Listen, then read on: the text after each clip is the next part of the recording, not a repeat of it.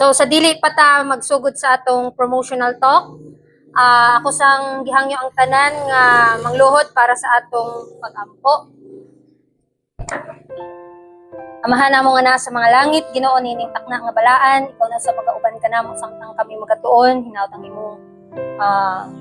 imong presensya, magauban ka namo o hatag ka namo ang kaalam pagsabot niini aron nga makahimo kami sa lakaw nga adunay kabaguhan sa among hunahuna ug kasing-kasing. Pasaylo kami sa among mga kalapasan sa ngalan ni Jesus. Amen.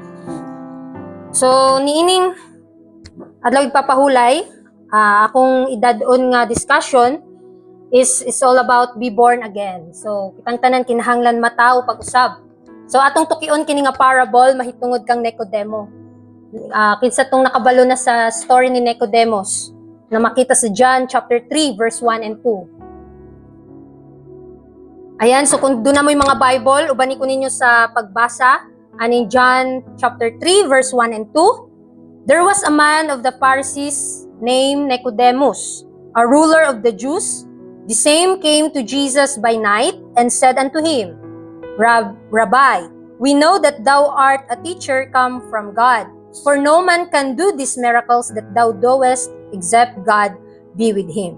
So, ato nang nahibawa na kaninga si Nicodemo, usan siya ka Pariseo, usa ka tawo nga respetado ug adunay otoridad sa ilang komunidad. So, murag na siya sa taas. So, niadto nga kagabhion sa story ani si John chapter 3 verse 1 and 2, nakita niya si Kristo ni anang takna sa kagabhion ug niduol siya ni anang gabhiuna. Ug niingon siya nga Master o Rabbi, kabalumi nga gikan ka sa Ginoo, kay walay bisan kinsa ang makahimo niini nga mga miracle o kining mga himala. So sa iyang pamahayag nagpakita nga bisan ang mga leader o yung mga relihiyoso nakaila nga ang gahom ni Kristo dili gikan sa tawo kundi gikan sa Dios mismo. So but ipasabot si Nicodemo bisan siya usa ka leader or pariseo nakaila nga si Jesus dili ordinaryo nga magtutudlo. So natingala siya, mga daghan siyang mga pangutana sa Ginoo. So unsa pay giingon dire sa ilang conversation ni Kristo ug ni Nicodemo. Ingon sa Desire of Ages, he greatly desired an interview with Jesus, but shrank from seeking him openly. It would be too humiliating for a ruler of the Jews to acknowledge himself in sympathy with a teacher as yet so little known. And should his visit come to the knowledge of the Sanhedrin, it would draw upon him their scorn and denunciation. He resolved upon a secret interview, excusing this on the ground that if he were to go openly, others might follow his example, learning by special inquiry the Savior's place of retirement in the Mount of Olives. He waited until the city was hushed in slumber and then sought him. So, dako kaayong desire si Nicodemo nga dako ang iyang tinguha bitaw nga makigsulti siya kang Kristo. Apan murag nagpanuko bitaw siya nga kinsa ra manggug ko nga para makig-istorya sa Ginoo. Nagpanuko si Nicodemo sa pagbuhat niini. Kini nga hayag nga paagi ug siya sa punuan sa mga Hudyo kay usa man siya ka Hudyo ug para kaniya usa ka dakong pagpaubos kun ipakita nga siya nag-uyon sa usa ka magtutudlo nga dili pa mailhan ug respetado sa tanan. So kung masayran pagyud sa Sanhedrin sa ang iyang pagbisita, siguradong ilang pagatamayon ug pagabasulon siya. So kani si Nicodemo bisan usa siya ka Pariseo, naninguha siya nga makigistorya sa Ginoo, dagan siyang mga pangutana sa Ginoo. Busa ang ginahuna ni Nicodemo nga mas maayo nga magpakahilom na lang ug magpakasikreto nga ang iyang mga pangutana magpabili na lang siyang una-una ug dili na lang siya mangutana kang Kristo. So nagkasunod ang mga adlaw, adunay uban nga siya sa dapit musunod sa iyang pananglitan. So sa iyang espesyal nga pagpangutana, no? Nangutana gyud si Nicodemo kang Kristo. Ug nakahibalo siya nga sa dapit diin si Jesus mipahulay dito sa bukid sa mga Olibo, ug sa dihang ang syudad nahilom ug sa pagkatulog didto siya misugod sa pagpangita kang Kristo. So sa usa ka gabi ni ana mga igsoon, kung atong basahon kini sa story ni Nicodemo, ingon pa dire he was a strict Pharisee and prided himself. Magarbuhon siya nga Pariseo on his good works. Sa iyang mga maayong binuhatan, he was widely esteemed for his benevolence and his liberality and sustaining the temple service. And he felt secure of the favor of God. He was startled at the thought of a kingdom too pure for him to see in his present state. But by virtue of his birth as an Israelite, he regarded himself as sure of a place in the kingdom of God.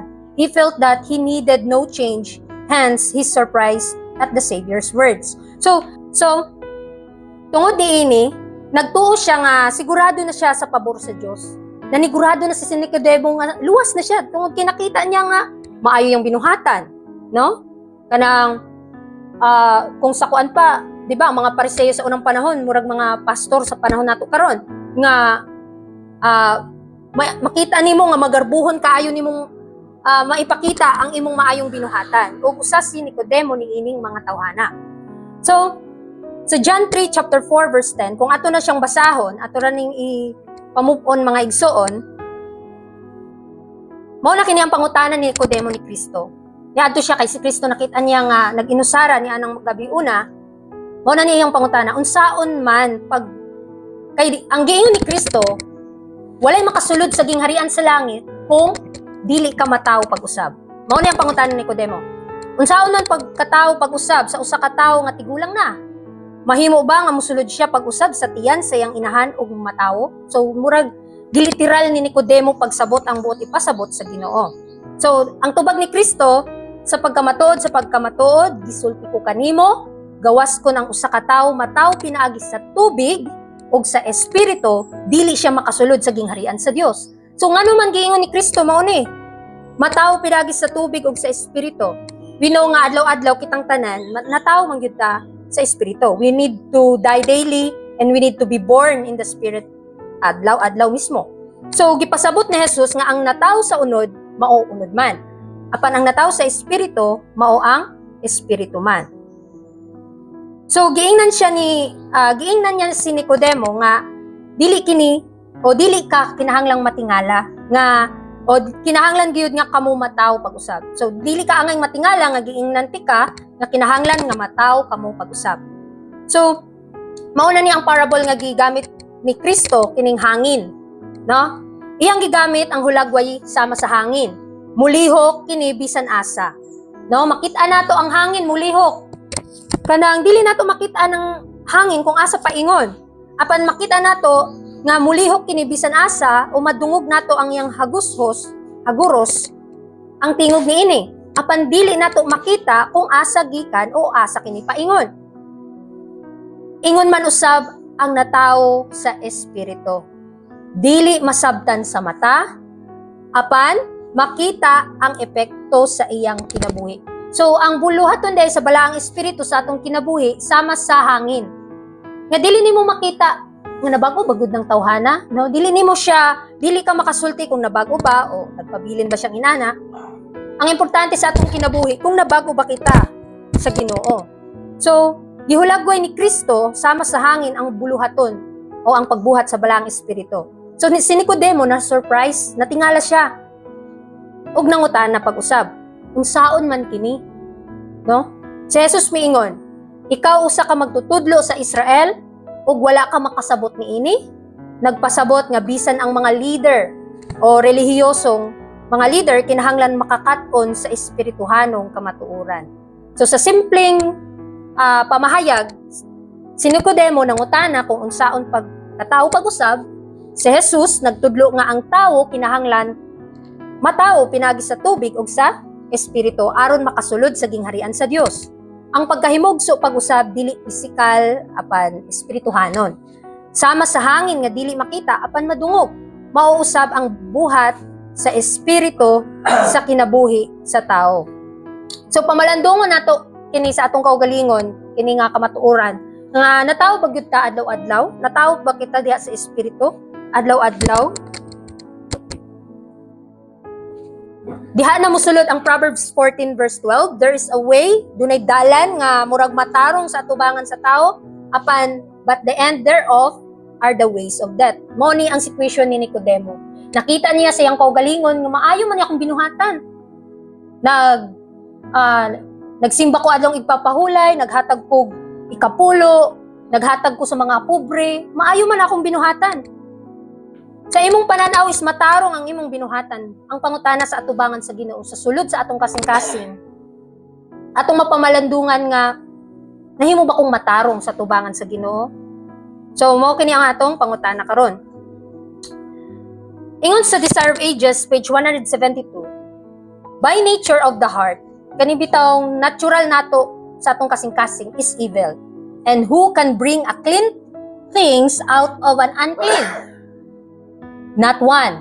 Mabasa na sa Job chapter 14 verse 4. So, no human invention can find a remedy for the sinning soul. So, wala ni bisan kinsa ang makapausab kung ang atong kasing-kasing daan na nga hugaw ug dili nato ni malimpyo, dili ta makahimo sa pagbag-o sa atong kaugalingon. Ingon pa diha, no human invention can find a remedy for the sinning soul. Wala bisan kinsa nga mga tawo nga makatambal sa makasasala nga kalag. The carnal mind is enmity against God. So, we know nga kaning unod nun nga panghunahuna, dautan sa atubangan sa Ginoo. For it is not subject to the law of God. Dili gyud siya makig-connect sa balaod o sa kabubuton sa Ginoo kung duna patay carnal mind.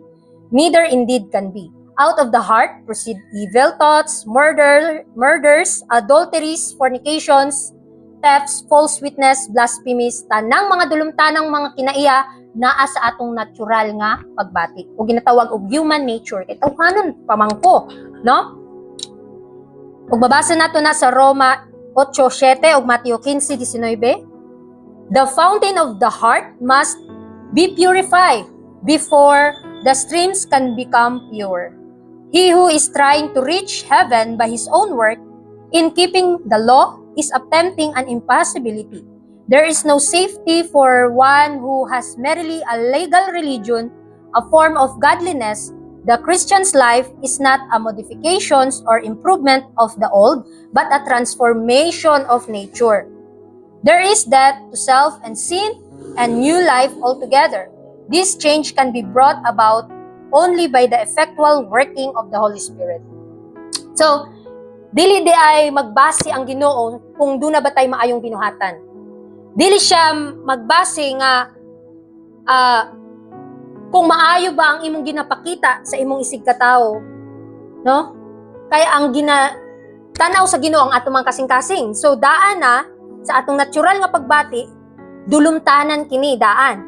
Kay di ba ingon sa Bible nga the heart of man is deceitful in the sight of God. Mo nga kinahanglan nga mabalaan ni, kinahanglan ma-purify, kay ang atong kasing-kasing o ang atong unod-nun nga panghunahuna, naaang ginatawag nga mga murders, adulteries, fornication, thefts, false witness, blasphemies, ug tanang mga butang nga dulumtanan. Ug kini dili magpa-under sa balaod sa Ginoo. So kinahanglan do na gihapon tay kanang buhaton nga makig-work ta sa Ginoo. The fountain, ingon diha, the fountain of the heart must be purified before the streams can become pure. So kinahanglan ang atong thoughts and emotions, nagkuan man na sila, connected man na sila. So kinahanglan ang atong hunahuna palang daan kaning atong frontal lobe. Kinahanglan nga mabalaan para ang atong mga sinultihan, ang atong mga binuhatan mahimong pure in the sight of God. Ingon pa dire, many buried alive. Say pasabot ani Brother Orly, daghang gilubong nga buhi pa. The new birth is a rare experience in this age of the world. This is the reason why there are so many perplexities in the churches. So many who assume the name of Christ are unsanctified and unholy. They have been baptized, but they were buried alive. Self did not die, and therefore they did not rise to newness of life in Christ. So kung ato pitong sabton pag-ayo ning konteksto mga igsoon nga bisan sa atong kaugalingon, atong pangutan-on nga bisan ikapila pa ta mabautismohan di ay kung wala si Kristo sa atong kinabuhi, murarata gilubong nga buhi. Buhi pa ang atong tawhanon nga kuan masakitan pa man gyud ta, no? Ingon pa diha, they have been baptized but they were murag gilubong nga buhi, self did not die. Wala mamatay ang kaugalingon. So kinahanglan na pangayoon gyud nato sa Ginoo nga kinahanglan nga mamatay ang atong kaugalingon ug si Kristo na yung makita sa atoa. So mao kini ang hinungdan nga daghan kaayo ang mga kalibog ug mga problema sa sulod sa iglesia. So daghan ang nag-angkon sa ngalan ni Kristo apan wala mahugasan ug wala magpakataw pag-usab. Okay, let's move on sa 1 John chapter 1 verse 7. Ingon diha, apan kun magalakaw kita diha sa kahayag sama nga siya anaa sa kahayag, kita adunay pakigambitay sa usag-usa ug ang dugo ni Hesukristo nga iyang anak nagapahinlo kanato gikan sa tanang sala. So kung kita nangalagad ug si Kristo gyud ang atong gialagaran, dili na kinahanglan nga mopili kita kin sa atong leader nga tawo. Kung dili mo buhat ta, namatay lain-lain nga mga natay lain-lain nga mga personality, di ba? Natay lain panghunahuna. Pero ang gusto sa Ginoo nga bisan lain-lain ang atong mga buluhaton, magkahiusa unta ta diha sa kamatuoran. Ingon diha, apan kung magalakaw kita diha sa kahayag, kita adunay pakigambitay sa usag-usa. Kung mahimo makighigala ta bisan dili nato pareha sa dili magtotoo, atong higalaon ug ato silang dadun kang Kristo. Ug magalakaw sa kahayag, nagpasabot sa pagkinabuhi nga matinud-anon ug matarong nga nagasunod sa Dios nga mao ang kahayag, ang kamatuoran ug ang kinabuhi. So, ang resulta mga igsoon niini mao ang pakigambitay sa usag-usa. Tinuod nga panaghiusa ang pakiguban sa mga magtotoo. Kay ang dugo ni Kristo mao ang nagahinlo sa tanang sala. Dili lang man Seventh-day Adventist ang giluwas sa Ginoo, kundi tanan. Kita tanan mahugasan pinaagi sa pinaagi sa dugo ni Kristo. Dili kita mahugasan pinaagi sa atong kaugalingong binuhatan, apan pinaagi sa sakripisyo ni Kristo.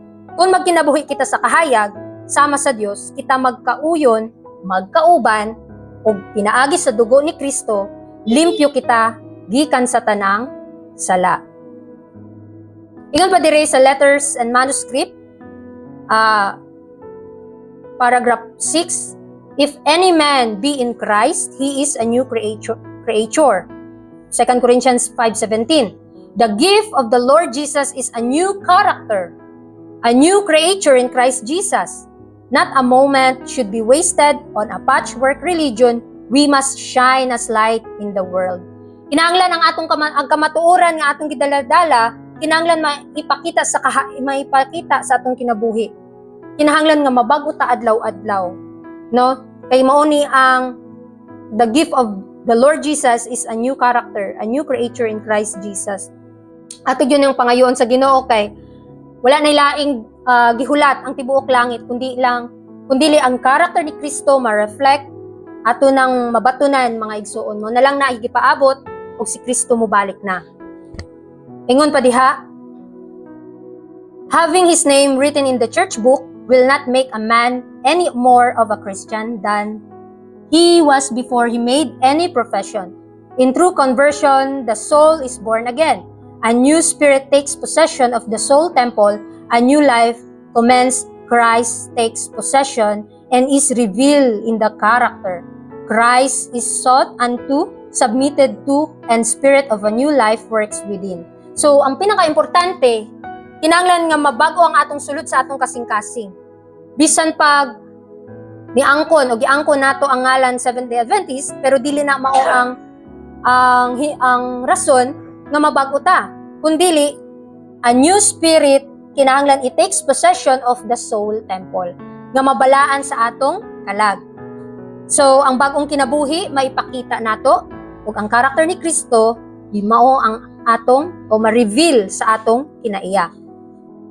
Ingon pa diha, Christ's life commences, Christ takes possession and is revealed in the character. Christ is sought unto submitted to, and the spirit of a new life works within. His faith passes into knowledge, and there is an understanding of the word. A partnership is entered into uniting man with God and God with man.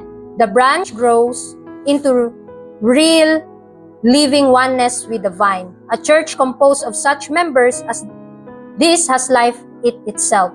So, kinahanglan nga mataw ta pag-usab pinagi sa espiritu sa Ginoo. Aron nga makig-uban, mutubo kita pinagi sa grasya sa Ginoo ug kita makakat-on sa kinaiya nga sama ni Kristo.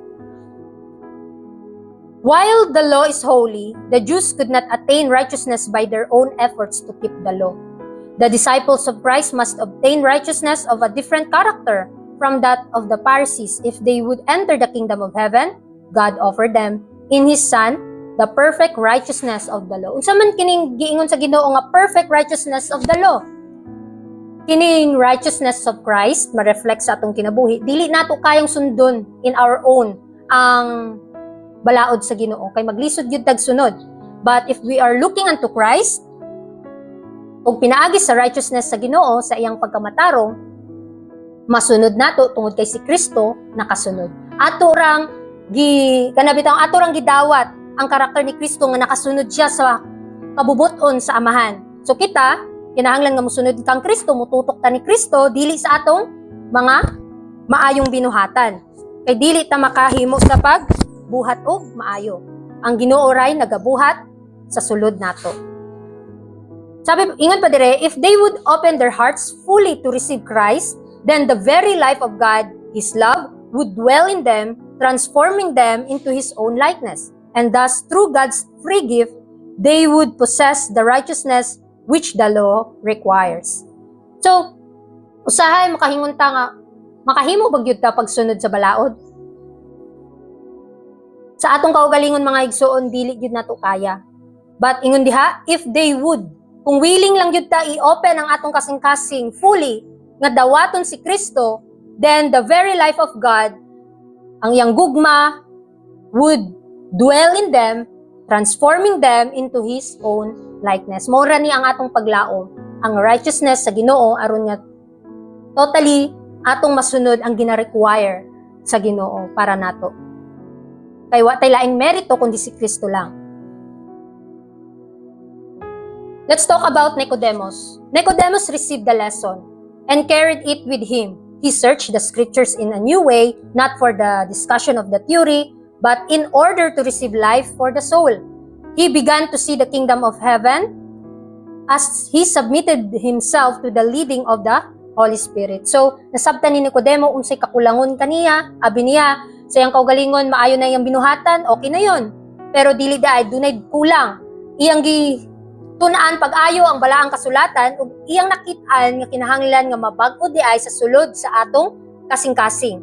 Ug matukod, ginatawag diri nga, he began to see the kingdom of heaven as he submitted himself to the leading of the Holy Spirit. So si Nicodemo, sa iyang kinabuhi, abi niya nga okay na, sa iyang mga maayong binuhatan, pero dili di ay. The moral character is correct and think that we need not humble the heart before God.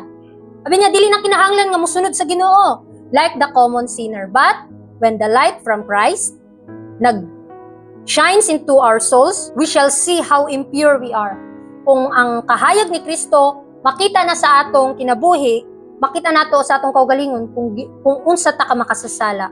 But when the light from Christ shines into our souls, we shall see how impure we are. We shall discern the selfishness of motive, the enmity against God that has defiled every act of life. Makita nato nga dulumtanan gyud sa atubangan sa Ginoo. Then we shall know that our own righteousness is indeed as filthy rags. Nga ang atong pagkamatarong sama sa trapo nga hugaw kaayo sa atubangan sa Ginoo. And that the blood of Christ alone can cleanse us from the defilement of sin and renew our hearts in His own likeness. So, muna ang atong gihandom sa atong kinabuhi nga makita nato kung unsa ta ka mahugaw sa atubangan sa Ginoo. Ug ang dugo lamang ni Kristo ang makahugas, ang makalimpyo, ang makabag-o sa atong kasing-kasing. Sa atong last, sa ingon sa Selected Messages Volume 2, page 117, the great burden of every soul should be, mao ni ang pangutana, is my heart renewed? Is my soul transformed? Are my sins pardoned through faith in Christ? Have I been born again? Mao ni atong pangutana ron mga igsoon. Nabago ba gyud ta? Nabago ba ang atong kasing-kasing, atong hunahuna? Napasaylo ba gyud ba ang atong mga sala pinaagi sa pagtuo diha kang Kristo? Natawo ba kita pag-usab? So kini niining atong encouragement hinaot nga nakahatag kani ninyo og lesson niining bagong tuig mga igsoon, hinaot nga dili lang ta sa bagong tuig na bag-o kundi sa adlaw-adlaw, moment by moment atong tan-awon ang atong kaugalingon kung unsa kita kadulumtanan sa atubangan sa Ginoo ug unsa andam si Kristo nga magbag-o kanato. Ug diri na lang kutob ang akong message ug happy Sabbath sa atong tanan.